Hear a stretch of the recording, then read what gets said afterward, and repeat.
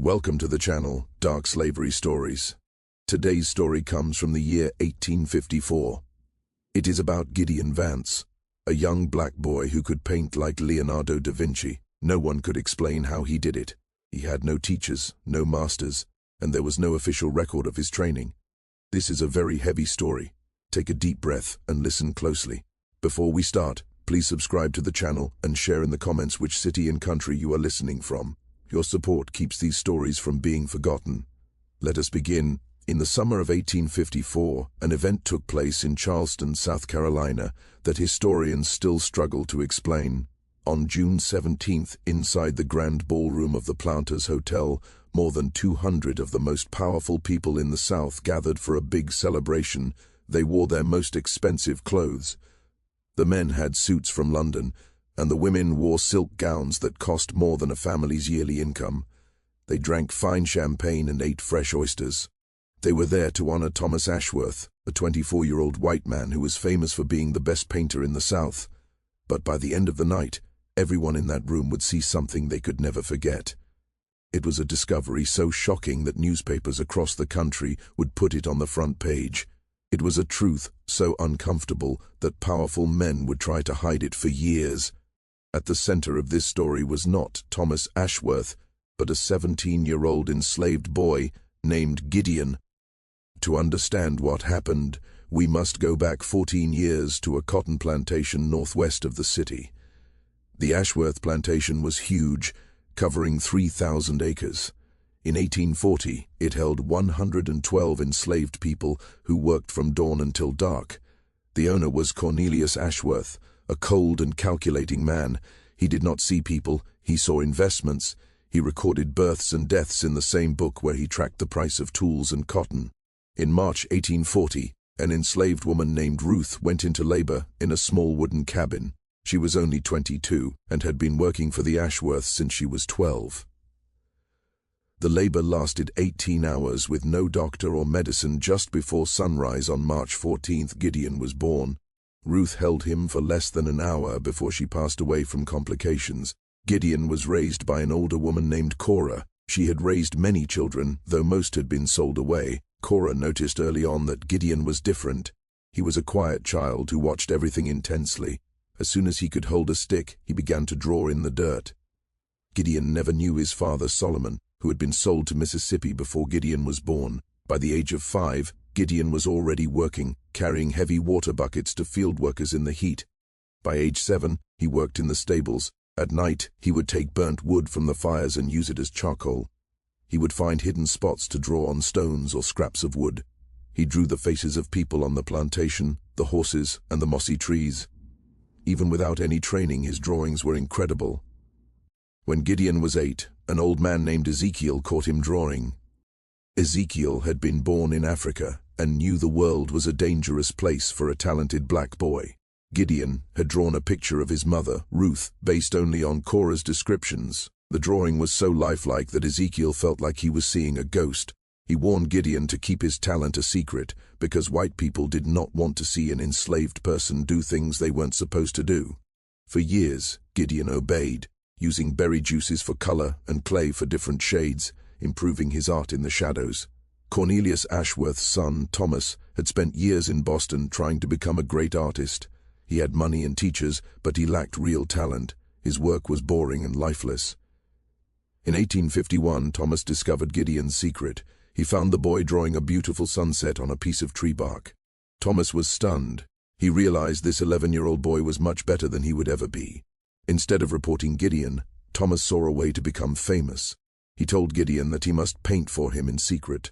Thomas would claim the art as his own, and in exchange, Gideon would get better food and wouldn't be sold. It was a deal made out of fear. Gideon had no choice. For 3 years, Gideon lived in a basement room, using high-quality paints and brushes Thomas bought for him. Thomas became the most famous painter in the South, praised as a prodigy by people who had no idea a young boy was doing all the work. Gideon felt his soul being stolen with every painting. Thomas even used a young girl named Mercy, whom Gideon loved like a sister, as a threat. If Gideon stopped painting or told the truth, Mercy would be sold to a brutal plantation far away. In 1854, a man, named Ezra Finch arrived. He pretended to sell art supplies, but he was actually working for the Underground Railroad to help people escape slavery. Ezra noticed something was wrong at the Ashworth plantation. One night he sneaked into the basement and found Gideon painting. After hearing the truth, Ezra offered to help Gideon and Mercy escape to Philadelphia. But Gideon wanted more than just to run away. He wanted the truth to be known. He didn't want Thomas to keep getting credit for his work. The governor had asked Thomas for a huge painting to celebrate the history of Charleston. This was Gideon's chance. He worked on two paintings. One was the boring historical scene Thomas expected. The other was a secret masterpiece hidden behind the first. This secret painting was a self-portrait. Gideon painted himself not as a slave, but as a strong artist holding a brush like a weapon. He included the faces of the people he loved and signed it with his own name, Gideon. On the night of the big party in Charleston, the room was full of famous people. Thomas stood proudly by the covered painting. Meanwhile, Gideon and Mercy were already escaping in a wagon driven by a man named Samuel. As the ceremony began, Ezra Finch was in the crowd, ready to play his part. When the curtain was pulled back, the guests didn't see the historical scene they expected. Earlier that evening, the canvases had been switched. The people in the ballroom stared in shock at the image of a black boy looking back at them with pride and power. They saw the signature Gideon in bold letters. Thomas Ashworth turned pale as he realized his fraud was exposed in front of everyone he wanted to impress. The room went silent. The truth could no longer be buried. While the powerful men of Charleston tried to understand what had happened, Gideon and Mercy were already miles away, moving toward a new life where Gideon would finally be known for who he truly was. The governor of South Carolina walked up to a small podium next to the hidden painting at exactly 8. The room became very quiet. He gave a short speech about how art was important for Southern culture. He praised Thomas Ashworth as a great example of young Southern talent and a credit to his family. Then, he reached for the cord to pull back the velvet curtain and show the painting to the guests. He pulled the cord. The curtain dropped. For a moment that felt like forever, no one made a sound. The painting they saw was not the one Thomas had checked 2 days before. It was not the historical scene of Charleston's founding. It was something completely different. A young black man stared out from the canvas with fierce and steady eyes. He held a paintbrush like a weapon. Behind him, flames burned a plantation. Throughout the painting, hidden in the smoke, were dozens of faces, the faces of enslaved people who had been forgotten and erased. In the corner, clearly visible to everyone, was one word: Gideon. The silence broke. People began to whisper and then to shout. Thomas Ashworth stood frozen, his face turning white as he stared at the painting that had replaced his own. The governor stepped back, looking very confused. Women gasped and covered their mouths. Men demanded answers that no one had. In the back of the room, Ezra Finch smiled, though no one noticed him. The chaos that happened in the ballroom of the Planters Hotel on June 17, 1854, would be talked about for many years. In those first moments, time seemed to slow down. Everyone was struggling to understand what they were seeing. Thomas Ashworth was the first to move. He lunged at the painting, reaching out to tear it down. But before he could touch it, 2 men grabbed his arms. They were friends of his father who had known him since he was a child. They didn't understand what was happening, but they knew that destroying the painting in front of the governor and 200 witnesses would only make things worse. Thomas struggled against them, his face twisted with anger and fear. He shouted that this was not his painting and that there had been a mistake. But no one believed him. The painting was clearly made by the same hand that had created all of Thomas's famous pieces. The style and skill were exactly the same. The only difference was the subject and the signature. Governor James Hopkins stood at the podium with his speech still in his hand. He was a politician used to difficult situations, but he was not prepared for this. He looked at the painting, then at Thomas, and then at the confused guests. He called for order. His voice was loud and commanding.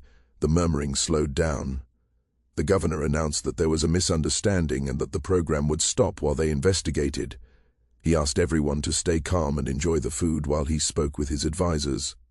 It was a calm response, but it was too late to stop the news. 3 newspaper reporters were in the crowd. They were there to cover a celebration, but they found a much bigger story. A young reporter named William Porter from the Charleston Mercury had seen everything from the front of the room. He slipped out a side door and went to his office. He spent the next 3 hours writing an article with the headline, "Ashworth Painting Scandal Rocks Governor's Gala." While the governor tried to fix things at the hotel, the real story was still moving. Thomas was taken to a private room. His father, Cornelius, had been called from the plantation. Thomas paced the room like a trapped animal. How did this happen? He had checked the painting himself 2 days earlier. It had been the right scene then. He realized it had to be Gideon. The boy must have made 2 paintings and hidden the second one, or replaced it after the inspection. Thomas felt a cold anger. He felt he had protected the boy and was now being repaid with humiliation. He called his servant, James, and told him to ride back to the plantation immediately to find Gideon. But when James arrived at dawn, Gideon and the young girl, Mercy, were already gone. Their beds were empty, and no one would say where they went. Gideon and Mercy were miles away, hidden in a wagon going north. Samuel, the driver, was a professional at moving escaped slaves. For the first few hours, Gideon didn't speak. He just held Mercy and thought about the night. He hadn't seen the unveiling, but he could imagine the shock. His name was finally on his work for the world to see. Mercy fell asleep on his shoulder. She was only 8 and didn't fully understand the danger. Gideon explained they were going somewhere safe. For the first time, he thought about a future where he could be a real artist and help other children discover their talents. The next morning, thousands of people read the newspaper article. The story spread to other cities very fast. In the North, people saw it as proof of how cruel slavery was, stealing not just labor but a person's identity. In the South, many newspapers called it a trick or a hoax, but some Southerners who had seen Thomas's work before finally understood why his art always felt like it lacked a soul. It wasn't his. Cornelius Ashworth arrived in Charleston the next day, furious that his family name was being mocked. He met with his son in private. People outside the room heard shouting and the sound of furniture breaking. Cornelius later put out a statement saying the painting was switched by abolitionists to embarrass them. He didn't mention Gideon. The investigation that followed found no proof that the painting was switched on the way to the hotel. The only explanation was that it happened at the plantation. When investigators looked at the basement studio, they noticed things were strange. There were no sketches or personal touches. Most importantly, Thomas's clothes were perfectly clean. An artist who paints for hours every day would have paint stains on his clothes or under his fingernails. Finally, an old woman named Cora spoke up. She was the one who had raised Gideon. Now that he was safe and gone, she wasn't afraid anymore. She told the investigators everything, the secret drawings, Thomas's discovery, and how the boy was forced to work for 3 years while being threatened. The investigator, even though he supported the system of the South, was shaken by the truth. 2 weeks later, his report to the governor confirmed what many already knew. The report stated that the paintings once credited to Thomas Ashworth were truly the work of an enslaved person named Gideon. It explained that he had been forced to paint under threats of violence. The report suggested that Thomas should be punished and that the art should be given back to the true creator. However, this report was never shown to the public. Governor Hopkins read it and then locked it away in a desk drawer. He felt the truth was too dangerous. If people knew a black boy was a genius, it would help the abolitionists and prove that the ideas of slavery were wrong. So the report stayed hidden, and the leaders kept calling the event a hoax. But the truth has a way of coming out. In the following weeks, more details leaked through unofficial channels. Reporters, especially in the North, kept digging. People who had visited the plantation started to remember how Thomas never had paint on his hands and never gave straight answers about how he painted. Even the enslaved people on the Ashworth estate decided they would not let Gideon's story die. They shared what they knew with traveling preachers and merchants. Within a month, everyone in the South had heard the story of the hidden artist. For the people in the quarters, Gideon became a symbol of all the stolen talent and erased lives in their world. Thomas Ashworth's life fell apart after the scandal. His reputation was ruined. Art galleries took down his work, and the wealthy families who once loved him now ignored him. Thomas tried to paint on his own to prove he was good, but his new work was boring and had no life. He realized he was not a real artist, and this knowledge destroyed him. He began to drink heavily. In 1856, he moved to a small town in France to hide from his past. He lived there for 30 years, working odd jobs and drinking until he died. He never touched a paintbrush again. His father, Cornelius, tried to fix the family name with money and politics, but the shadow of the scandal never left. When Cornelius died in 1861, his obituary didn't mention his son or the boy in the basement. Gideon's journey to the north was long and scary. Samuel, the driver, took Gideon and Mercy through 3 states, moving mostly at night. They hid in barns and cellars. Once, slave catchers passed right by them, and Gideon had to keep Mercy quiet so they wouldn't be caught. After 2 weeks, they reached Pennsylvania. When Samuel told Gideon they were on free soil, Gideon felt a relief he couldn't describe. It wasn't just being out of chains, it was the feeling that his life finally belonged to him. They went to Philadelphia and met Ezra Finch, who helped them stay with a kind Quaker family named the Morrisons. Jacob and Sarah Morrison treated them like family. Gideon found work in a print shop and was paid real money for the first time. It was a small amount, but it meant he was finally respected. Jacob set up a studio for Gideon in the attic. By candlelight, Gideon created his first truly free paintings. The first one he finished was a portrait of his mother, Ruth. He painted her not as a slave, but as a queen with great dignity. He hung it on the wall to remind himself where he came from. Mercy also did well in freedom. She went to a school for black children and discovered she was great at math. Sarah Morrison taught her how to navigate her new life.